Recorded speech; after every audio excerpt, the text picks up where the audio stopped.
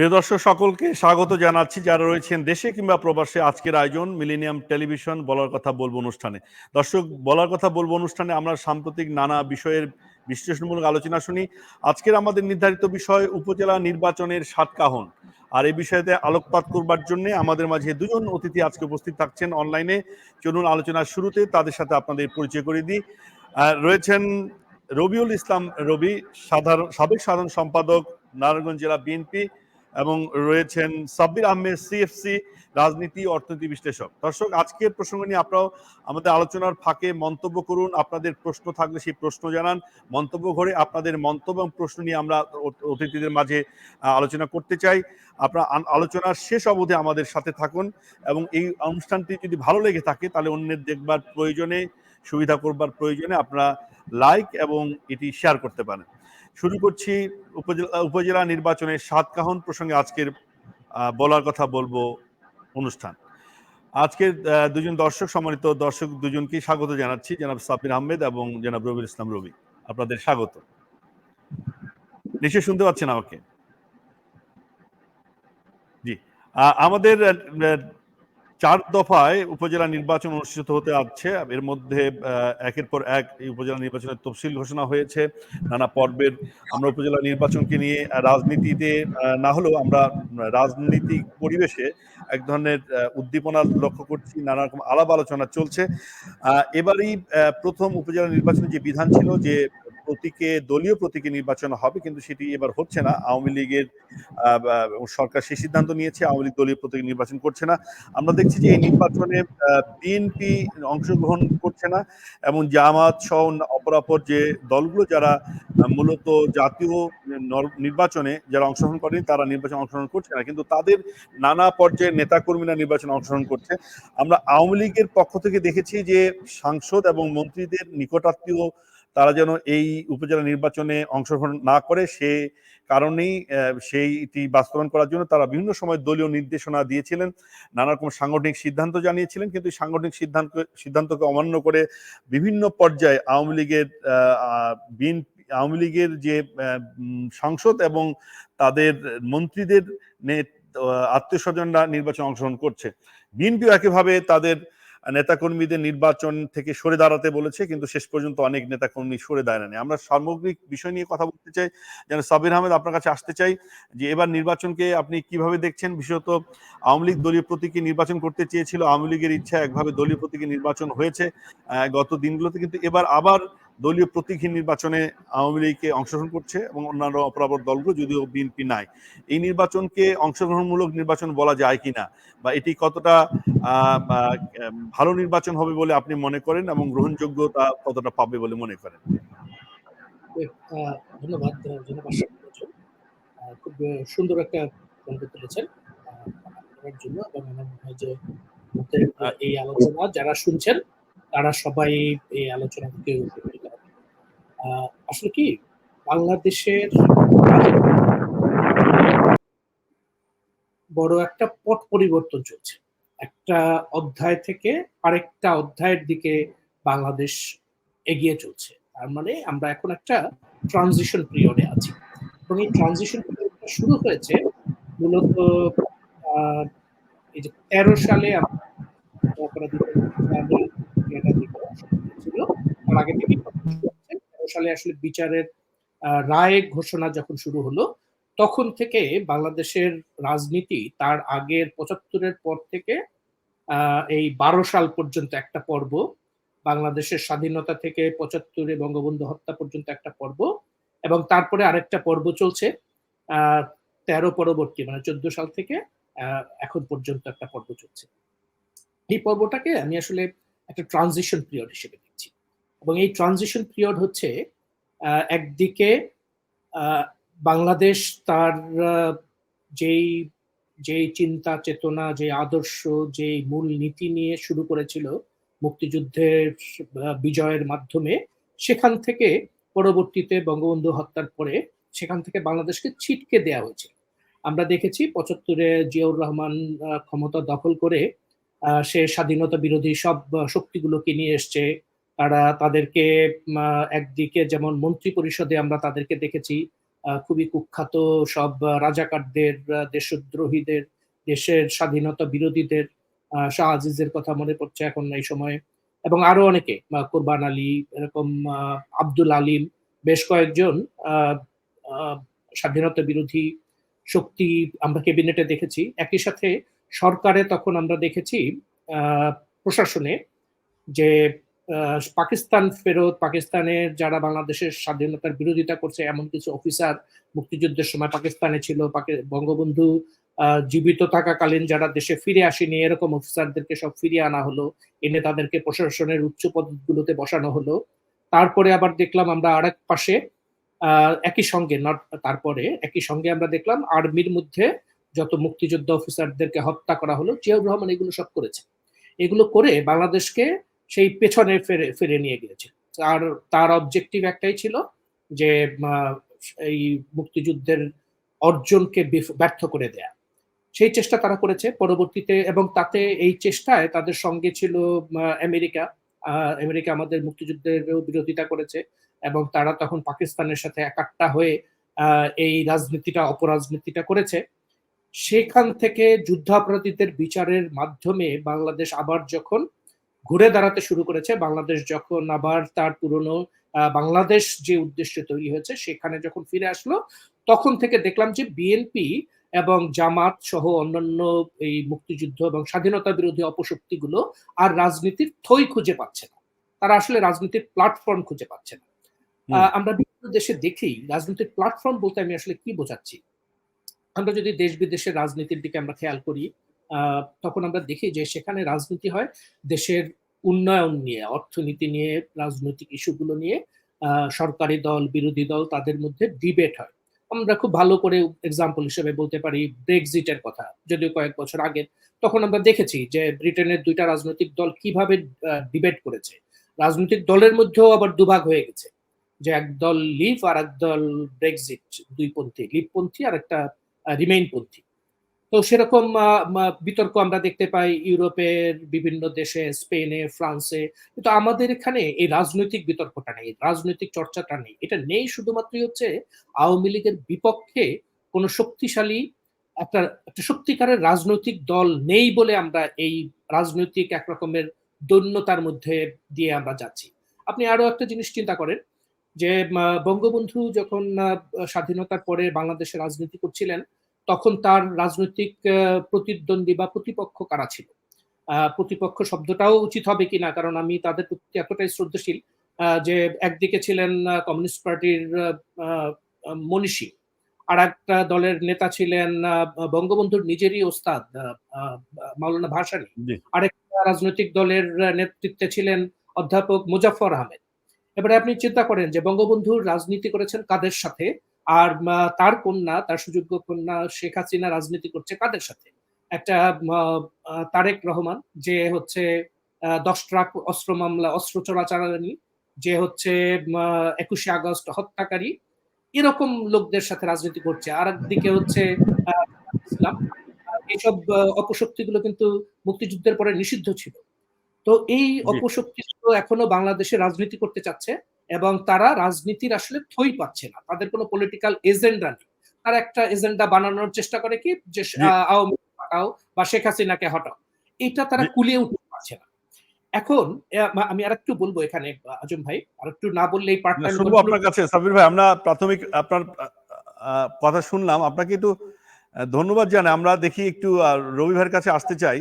আমাকে এখানে থামাবেন না, আমি আরেকটু অল্প একটু কথা আমি কনক্লুড করে এনেছি প্রায়, যে রাজনৈতিক যেই প্ল্যাটফর্মের কথা বলছি, বিএনপি এবং বিরোধী অন্যরা যে রাজনীতিটা পাচ্ছে না বলে তারা একমাত্র এজেন্ডা হিসেবে নিয়েছে সরকারের পতন করতে হবে। তারা গত 15 বছর ধরে এই চেষ্টা করছে, কিন্তু আসলে এটা মানুষ এটা নিচ্ছে না, কারণ সেখানে তাদের ফিউচার প্ল্যান নেই, তাদের মধ্যে নিজেদের মধ্যে ঐক্য নেই, সংগঠন নেই।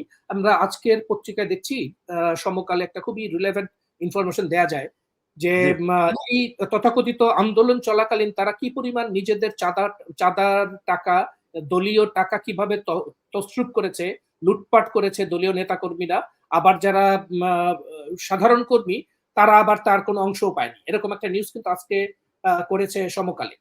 তো এরকম পরিস্থিতিতে আপনি যখন একটা ভালো নির্বাচন আশা করবেন, সেখানে আমরা উপজেলা পরিষদের নির্বাচনের দিকে যদি তাকাই, যে বা বিগত জাতীয় সংসদ নির্বাচনে আওয়ামী লীগ চেষ্টা করছে গণতান্ত্রিক প্রক্রিয়াগুলোকে ফিরিয়ে আনতে, এবং যতই বাধা আসুক না কেন, আমেরিকা আমরা দেখেছি আমেরিকা কি পরিমাণে আমাদেরকে বাধা দেওয়ার চেষ্টা করেছে, আমাদের নির্বাচন নষ্ট করার চেষ্টা করেছে, বিএনপি করেছে, জামাত করেছে, এবং তাদের সঙ্গী অন্যান্য দলগুলো করেছে। কিন্তু এই বাধার কাছে আওয়ামী লীগ নত হচ্ছে না, আওয়ামী লীগ ধীরে ধীরে এগিয়ে যাচ্ছে। হ্যাঁ, আমরা এটা বলতে পারি যে আমাদের মনোপুত হয়নি ভোটার উপস্থিতি, হয়তো 80% হলে আমরা সবাই খুব খুশি হতাম, 60-70% হলেও খুশি হতাম, তার থেকে কম হয়েছে 50% নাকি 40%-এর মতো হয়েছে। তবে রাজনৈতিক যে প্রক্রিয়াটা তৈরি হচ্ছে, এটা যদি এগিয়ে যেতে থাকে তাহলে অবশ্যই আমাদের ভোটারদের মধ্যে আবার আস্থা ফিরে আসবে এবং বাংলাদেশ। সাব্বির আহমেদ, আপনাকে ধন্যবাদ জানাচ্ছি। মনিরুল ইসলাম, রবি ভাই, আপনার শুনতে পাচ্ছেন নিশ্চয়ই আমাকে? জি জি জি, শুনতে পাচ্ছি। আমরা এতক্ষণ আপনাকে কখনো জি, আপনাকে শুনতে পাচ্ছি। হারিয়েছি। সাব্বির আহমেদ যেটি বললেন যে আসলে বিএনপি এখন রাজনীতিতে থই পাচ্ছে না, বিশেষত বিএনপি যে 75 আজম ভাই, পরবর্তী আসলে কি উপজেলা নির্বাচন নিয়ে কথা হবে, নাকি 70 সাল থেকে আরম্ভ করে আপনার 24 সাল পর্যন্ত কথা হবে? যদি 70 সাল থেকে হয় 24 সাল পর্যন্ত, তাহলে অন্য টপিকসে কথা বলবো। না না, বিষয়ের বাইরে কথা বললে আমি টপিকসে থাকবো না। না, আমি টপিকসে থাকবো না। বিষয়ের বাইরে কথা বললে আমি টপিকসে থাকবো না। আপনি বিষয় থেকে না না, আপনি যদি 70 সাল থেকে শুরু করেন, না না, আমারও অনেক কিছু বলার আছে। আপনি 70 সাল থেকে শুরু করলে যে টপিকসে, আমি কিন্তু আমার ফেসবুকে আপনার এই শোটা নিয়ে আমি বলেছি যে উপজেলা নির্বাচন নিয়ে আমি সাবজেক্টটা দিয়েছি, উপজেলা নির্বাচন নিয়ে বিশদ আলোচনা। এখন আমার দর্শকরা, আমার শ্রোতারা যারা আমাকে পছন্দ করে, তারা তো দেখছে, তারা দেখবো যে আমি কি বলতেছি। আমি 70-এ চলে গেলাম, 71, 72, 75-এ চলে গেলাম, এটা তো ঠিক হলো না। ঠিক আছে, বলেন আপনি, আপনার কি বলার আছে আমি বলি। শোনেন আজম ভাই, আপনার একটা কথা বলি, সেটা হলো, শুনছেন আমাকে? আজম ভাই শুনছেন? আমাকে শুনছেন? হ্যাঁ মনির ভাই বলুন, শুনতে পাচ্ছি। আমাকে শুনছেন? শুনতে পাচ্ছি।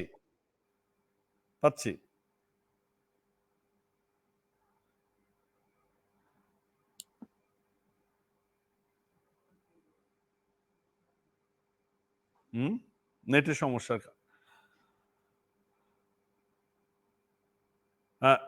সাব্বির আহমেদ, আমরা একটু কথা চালিয়ে নিই, উনি ফিল্ডে আবার সাথে সাথে ওনার কাছে যাবো, কারণ আপনি বলেছেন যেটি হচ্ছে যে তিনি যেটা প্রতিক্রিয়া ব্যক্ত করছিলেন যে আসলে উপজেলা নির্বাচন নিয়ে কথা বলার কথা, কিন্তু আওয়ামী লীগ যখন বা আওয়ামী লীগ নেতা কোনো যখন কথা বলে প্রসঙ্গে না থেকে তারা ইতিহাসের দিকে যায়। ওই 75 থেকে অনেকে শুরু করেন, বলেন যে আমরা পিছনের দিকে তাকাই, পিছন ফিরে আমরা সবাইকে পিছনের দিকে নিয়ে যেতে চাই। মানে এই সমালোচনাটুকু আছে, হয়তো মনির ভাই সেটাই বলতে চাইছিলেন। মনির ভাই শুধু পেছনের দিকটাই দেখেছেন, কিন্তু উনি রিলেট করেননি। আপনার প্রশ্নটার উত্তর কিন্তু আমি যথার্থভাবে দিয়েছি।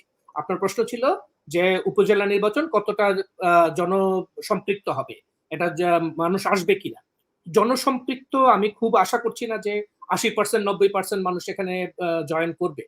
যদি পূর্ণ প্রতিযোগিতামূলক একটা নির্বাচন হয়, তখনই শুধুমাত্র আমরা দেখি যে পার্টিসিপেশনটা ভালো। ভালো পার্টিসিপেশনের জন্যই কিন্তু, যাতে নির্বাচন কোনোভাবে একতরফা না হয়, সরকারি দল সব জায়গায় আছে, আওয়ামী লীগ দেশের বৃহত্তম রাজনৈতিক। জি, রবি ভাই বোধহয় ফিরেছেন আমাদের মাঝে। রবি, শুনতে পাচ্ছেন?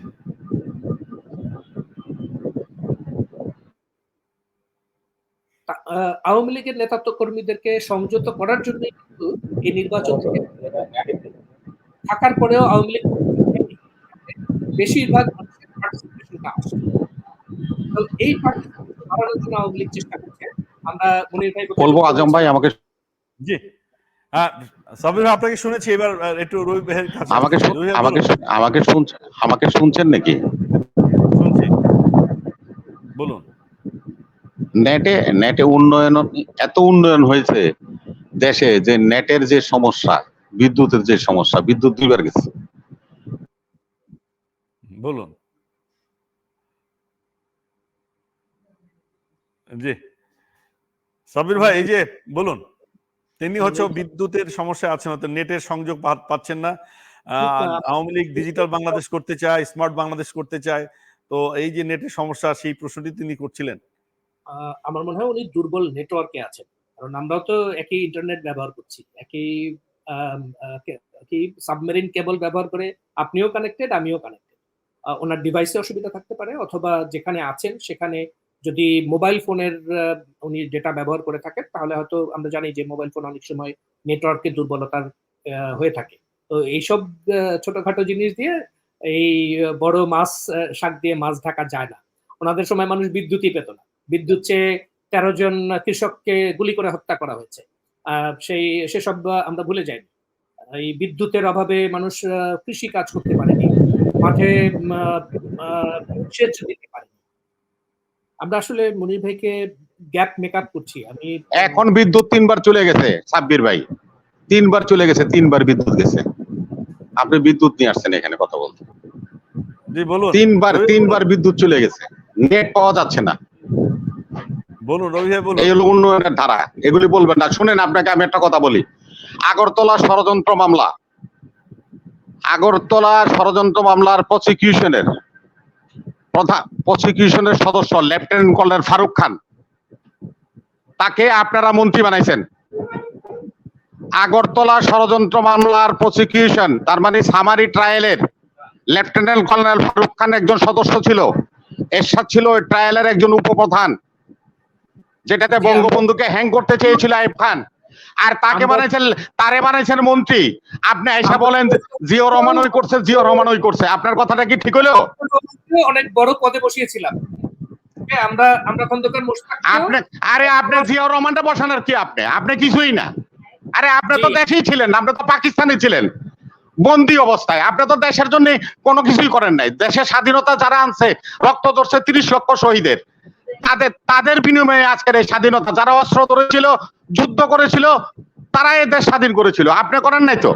আপনি কাকে কি দিবেন? দেওয়ার মতো কিছু আছে আপনার ভান্ডারে?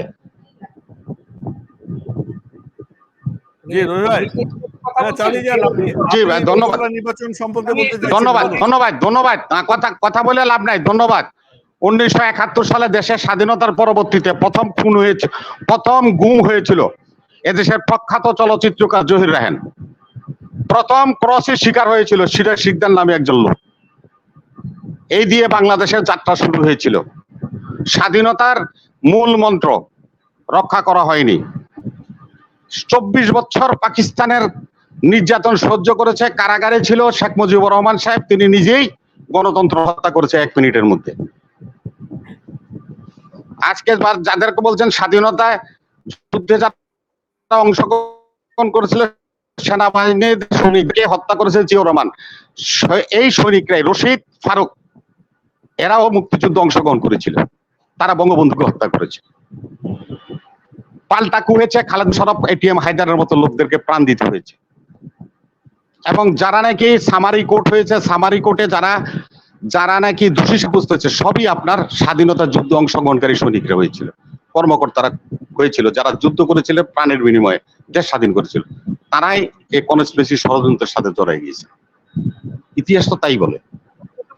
প্রত্যেককে যারা পরে জীবিত ছিলেন ওই কুয়ের পরে, জিয়াউর রহমান তাদের আর রাখেন, আপনি বঙ্গবন্ধুকে হত্যা করছে, এই রশিদ বলেন, ফারুকরা বলেন, তারাও স্বাধীনতা যুদ্ধে অংশগ্রহণ করেছিল।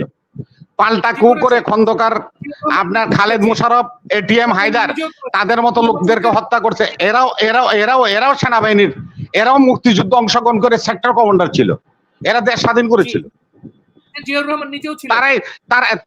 তারাই একে অপরের বিরুদ্ধে লড়াই করে তারা প্রাণ হারাইছে। ষড়যন্ত্র হয়েছে এখানে ষড়যন্ত্র করেছে, ষড়যন্ত্র করেই ষড়যন্ত্রকারীরা এই কাজ করেছে।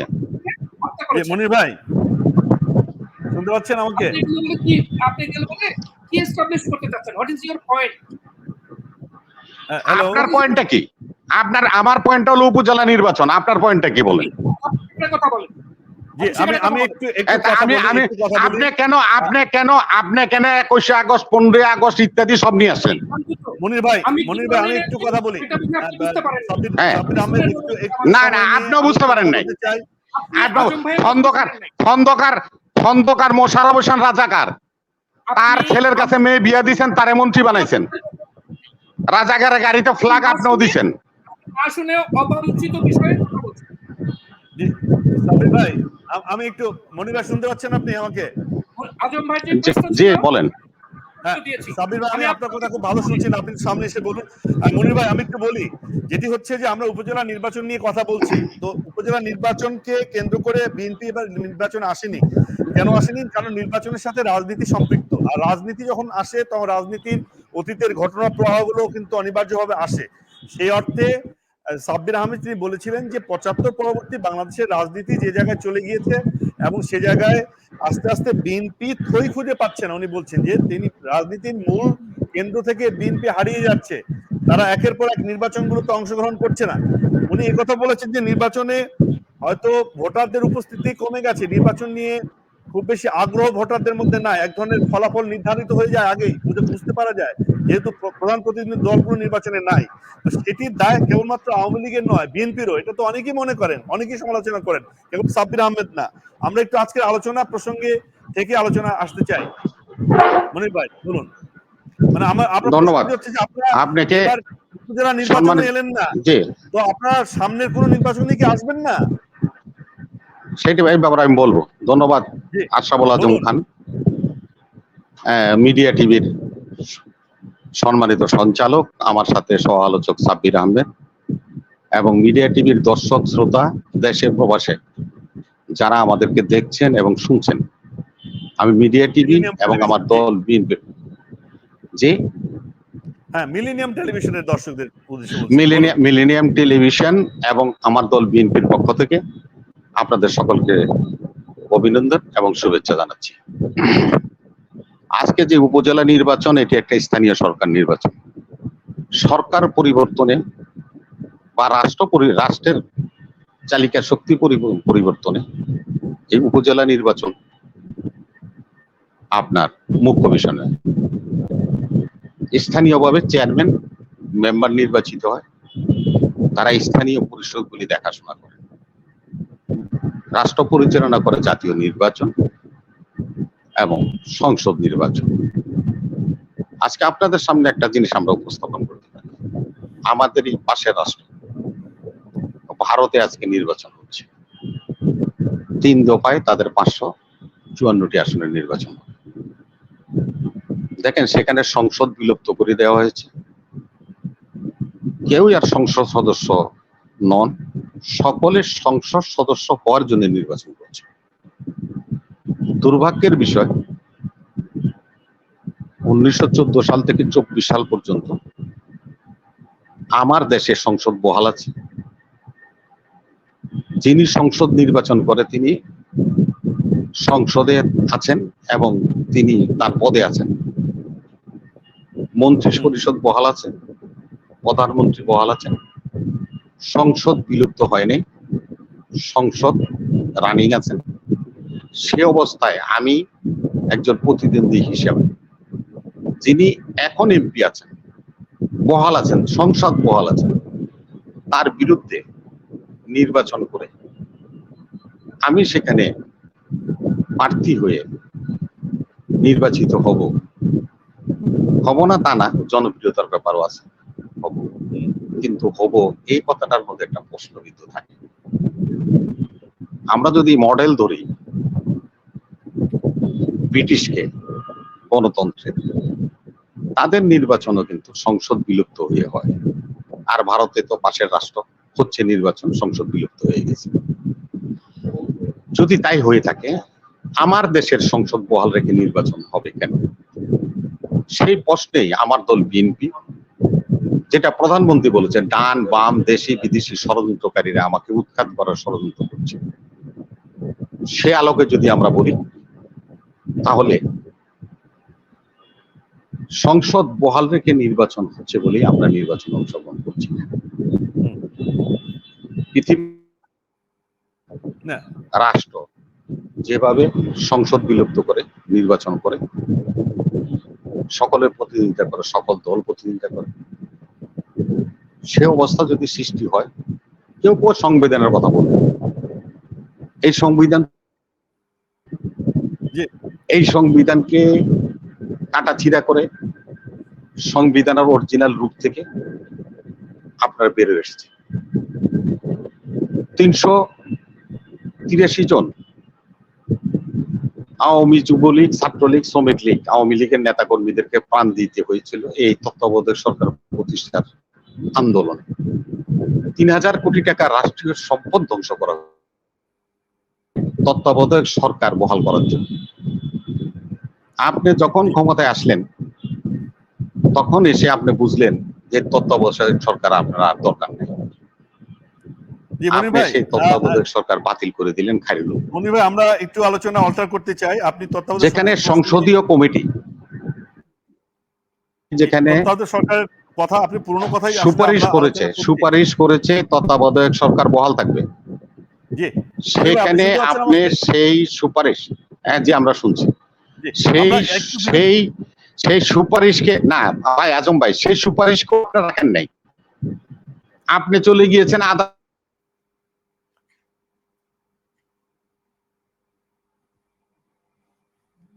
জি, আমরা একটু বিরতিতে যাব। বিরতি থেকে ফিরে এসে আমরা যে প্রসঙ্গ নিয়ে আলোচনা চলছে তত্ত্বাবধায়ক সরকার প্রসঙ্গটি মনির উত্থাপন করেছেন, নিশ্চয়ই সাব্বির আহমেদ এই বিষয়ে আপনি জবাব দেবেন। যদি নতুন কিছু না, এটি নিয়ে বিতর্ক আমরা শুনেছি, পক্ষ বিপক্ষে নানা কথা।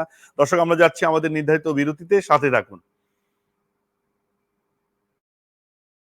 আমি Nasrin Mosnoon, immigration attorney. I was born and raised here in New York City. I have been working at various immigration firms since I was a teenager, including with my father. I'm passionate and dedicated about immigration. I am committed to provide my clients with nothing but the best. আমরা asylum office, immigration court সহ যুক্তরাষ্ট্রের 50টি state ও বাংলাদেশ কনসুলেটে আপনাদের আইনগত সহায়তার নিশ্চয়তা দিচ্ছি। Please come and take advantage of our excellent legal services. Our initial consultations are always free. দর্শক, আপনারা দেখছিলেন মিলেনিয়াম টেলিভিশন বলার কথা বলবো টক শো। আজকে আমরা উপজেলা নির্বাচন নিয়ে কথা বলছিলাম। বিরতির পর সকলকে আবারও স্বাগত জানাই। জনাব সাব্বির আহমেদ, নিশ্চয়ই শুনতে পাচ্ছেন আমাকে? আমাদের সংযুক্তি আসলে আমাদের রবিবার সংযুক্তি বারবার সমস্যায় পড়ছে, যে কারণে হয়তো উন্নয়ন তো উন্নয়নের ধারায় বারবার বিদ্যুৎ যায়। এটা জবাব কিন্তু দিয়েছেন সাব্বির ভাই, বারবার নেট সমস্যা করে। নেটের সমস্যা হতে পারে, আপনার ডিভাইসের সমস্যা হতে পারে, কিন্তু এই সুফলটা অনেকেই পাচ্ছেন। আর রবি, আপনার কাছে আসবো। সাব্বির আহমেদ, তবে রবি একটু আমি জানিয়ে রাখি যে আপনি যে তত্ত্বাবধায়ক সরকারের কথা বলছেন, যে হ্যাঁ তত্ত্বাবধায়ক সরকার তো ভালোই চলছিল। বিএনপি আওয়ামী লীগ একাধিকবারই তত্ত্বাবধায়ক সরকার অধীনে নির্বাচন করেছে, ক্ষমতা বদলও হয়েছে। যখন তত্ত্বাবধায়ক সরকারের প্রশ্নে বিচারকের তাদের বয়সসীমা পরিবর্তন করে দিল এবং এই প্রক্রিয়ায় নিজের রাষ্ট্রপতিকে তত্ত্বাবধায়ক সরকারের প্রধান বানালো, তখনই তত্ত্বাবধায়ক সরকারের আসলে তার যে উপযোগিতা সেটি নষ্ট হয়ে গেছে, তার যে আস্থা বা নির্ভরতার জায়গাটি থাকেনি। ফলে পরবর্তী সময়ে এইটিকে একটি মরা, এটা মৃত সরকার বা মৃত একটি ব্যবস্থা বলে অনেকে বলেছেন। ফলে এটা পরবর্তী রাজনৈতিক সংস্কার করতে গিয়ে এটা পরিবর্তন এসছে, এমনই বক্তব্য কিন্তু আওয়ামী লীগের পক্ষ থেকে বলা। আমরা শুনবো সাব্বির আহমেদ কি বলছেন। আপনি এই বিষয়ে নিশ্চয়ই মনির ভাইজি উপস্থাপন করেছেন যে আওয়ামী লীগই তত্ত্বাবধায়ক সরকার নিয়ে আন্দোলন করেছে, কিন্তু এই আওয়ামী লীগ কৌশলে তত্ত্বাবধায়ক সরকার বাদ দিয়ে এখন এককেন্দ্রিক একদলীয় নির্বাচন ব্যবস্থা কায়েম করেছে বাংলাদেশ।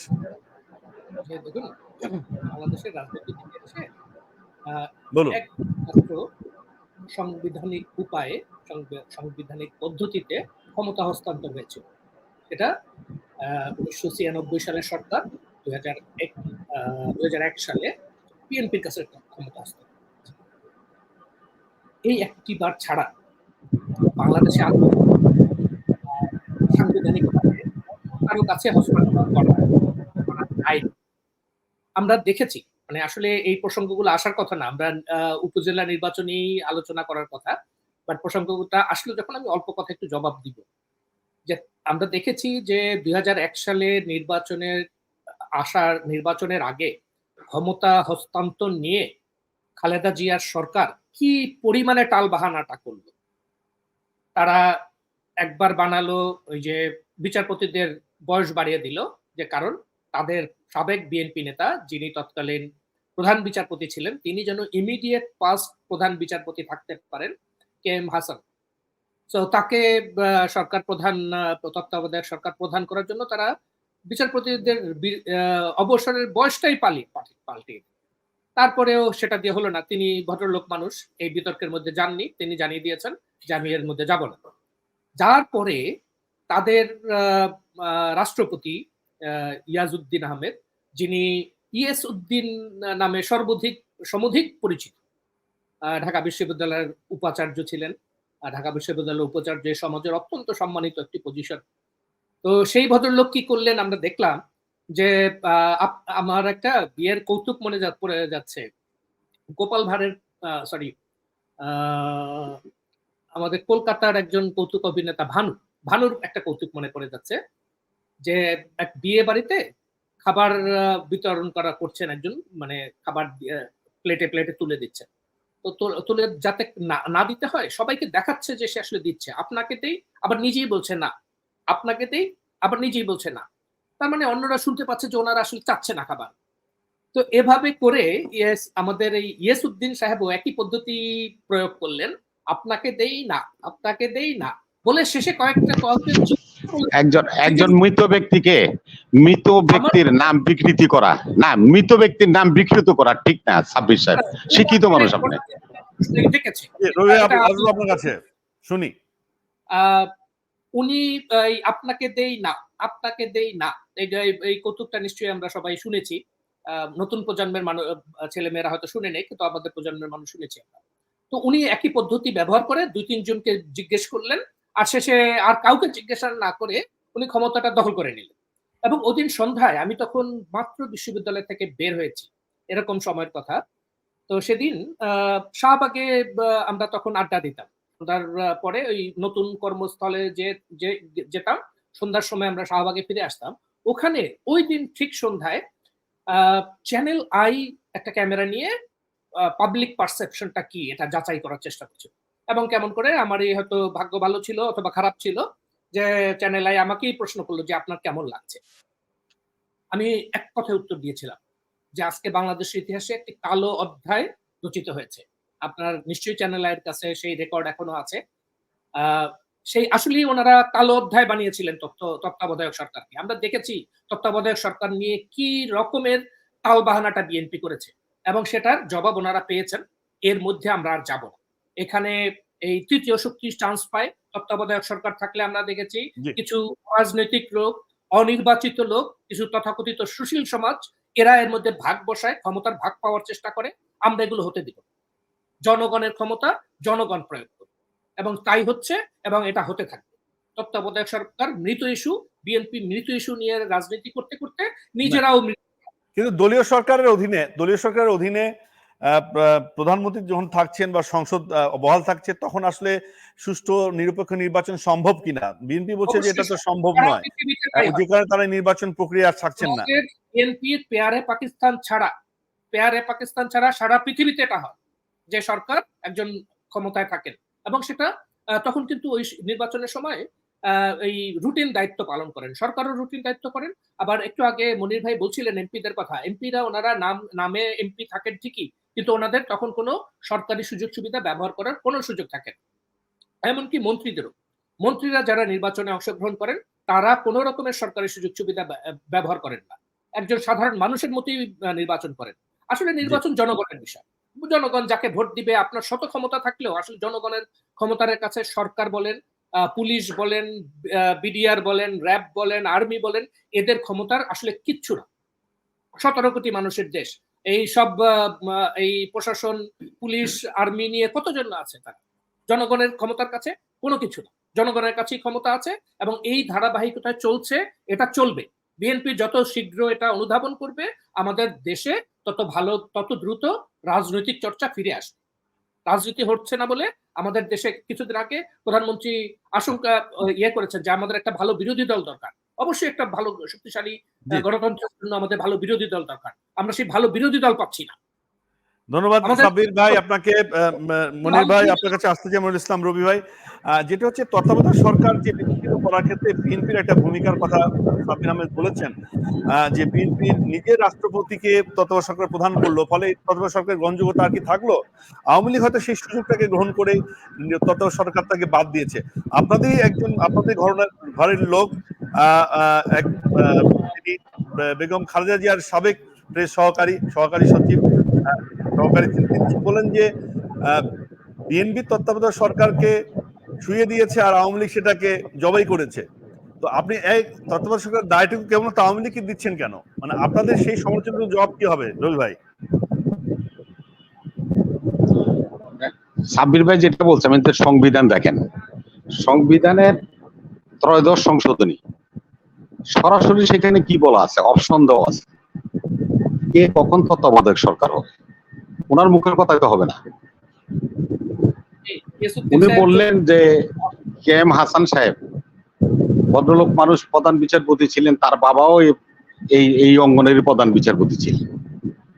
তিনি কোনো এক সময় ছাত্রদল করতেন বা কি ছাত্রদলের কমিটিতে ছিলেন বা বিএনপির কমিটিতে ছিলেন, থাকতেই পারেন। তিনি যখন জবে চলে যান তখন তো আর জবে তো পরে আসছেন, উনি তো তিনি যখন যখন উনি জি বলেন রবি ভাই বলেন। সাব্বির, আমরা রবির কথা একটু শুনতে চাই, বলুন। হয় আপনি বলেন নাইলে না আপনার কথাই শুনছি, আপনাকে হয় আপনি বলেন নাইলে আমার বলতে দেন। আপনার সময় কিন্তু আমি কথা বলি নাই, আপনি সেহেতু কথা বলেন কেন? আপনার কথাগুলো উত্তর দিই আমি। আপনি উত্তর দেওয়ার তো কেউ না, আপনারটা তো আমি বলি নাই। আপনি আমারটা শুনবেন, উত্তর দিবেন, অসুবিধা কি? শুনেন, উত্তর দেন, আমি তো আপনাকে না করি না।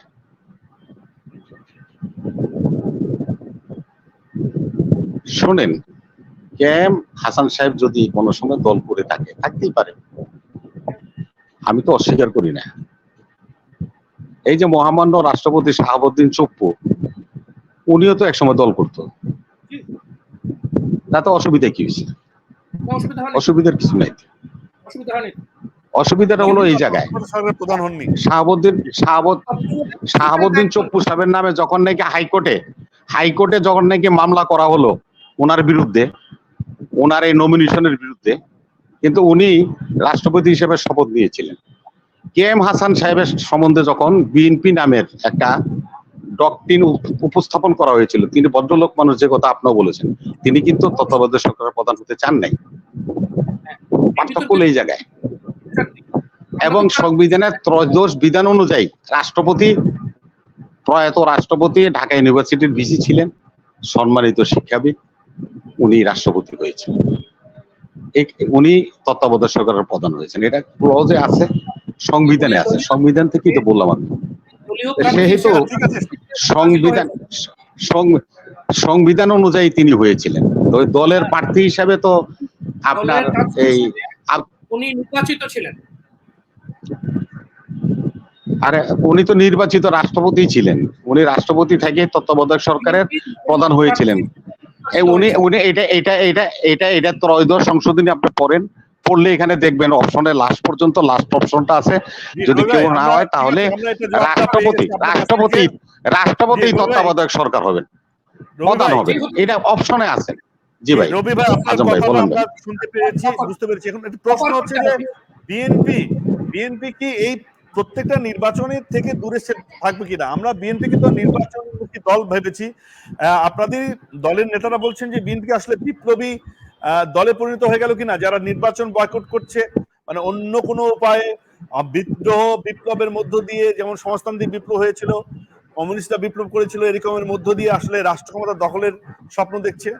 না হলে বিএনপি নির্বাচনী প্রক্রিয়া থেকে এতদিন একের পর এক নির্বাচন থেকে দূরে থাকছে, তাতে আপনারা রাজনৈতিক ভাবে শক্তিহীন হয়ে পড়ছেন কিনা? ধন্যবাদ আজম ভাই। আমি কথা হলো নির্বাচন নিয়ে আপনারা যে প্রশ্নটা করেছেন আর যে সুর করে আপনারা এগিয়ে যাচ্ছেন, এই সুর বেতালা সুর। উনি তো আশরাফ ভাই, সাব্বির ভাই তো গল্প বললো, শুনেন। এক সময় এক ডাকাতের দল লঞ্চের মধ্যে ডাকাতি করার জন্য উঠছে, তো ওইখানে এক হুজুর লঞ্চের মধ্যে আছেন। উনি ওনার লোকজনরা বললো যে কি হয়েছে রে, ওয়াজ করতে যাইতেছে ভদ্রলোক, বলে যে হুজুর ডাকাতি উঠছে লঞ্চের মধ্যে। তাড়াতাড়ি উনি মাথায় টুপি দিয়া পূর্ব দিকে ফিরে নামাজ পড়া শুরু করছে। তো ডাকাতরা এসে দেখে যে হুজুর পূর্ব দিকে দাঁড়ায় নামাজ পড়তেছে। তো ডাকাতরা বলছে যে আপনার নামাজ তো হুজুর হইতেছে না, আপনার নামাজ পড়ছেন তো পূর্ব দিকে দাঁড়াইছেন। তো পকেট হাঁটায় 330 টাকা বেচে ডাকাতরা নিয়ে বললো যে হুজুর ঘুরে পশ্চিম দিকে মুখ করে বলছে হুজুর এদিকে পশ্চিম, এদিকে ফিরেন নামাজ পড়েন। আমরা আওয়ামী লীগের পূর্ব দিক থেকে পশ্চিম দিকে ফিরে নামাজ পড়ার ব্যবস্থা করতেছি। নির্বাচন সহি এবং শুদ্ধ করতে হয়, তাহলে আওয়ামী লীগের পশ্চিম দিকে দাঁড়ায় মুখ করে নামাজ পড়তে হবে। সেজন্যই আমরা আমাদের এই বয়কট, এটা একটা বয়কট, একটা অনাস্থা, এটা দেওয়ার ক্ষমতা সবার আছে, আপনারও আছে। না আপনার পাচ্ছি না, শোনেন, না না না শেষ বলে কথা নেই। আমি আপনাকে একটা কথা বলি আজম ভাই, আপনি শুনেন, তাহলে আমার আব্রাহাম লিঙ্কনের কথা যেতে হয়, একদিন নয় প্রতিদিনই এগিয়ে যেতে হবে। আব্রাহাম লিঙ্কনের এই বিখ্যাত ভাষণটা একদিনে নয় প্রতিদিনই অর্জন করতে হবে। আমরা একদিনে অর্জন করতে চাই না, আমরা প্রতিদিনই আস্তে আস্তে করে অর্জন করে এগিয়ে যাচ্ছি।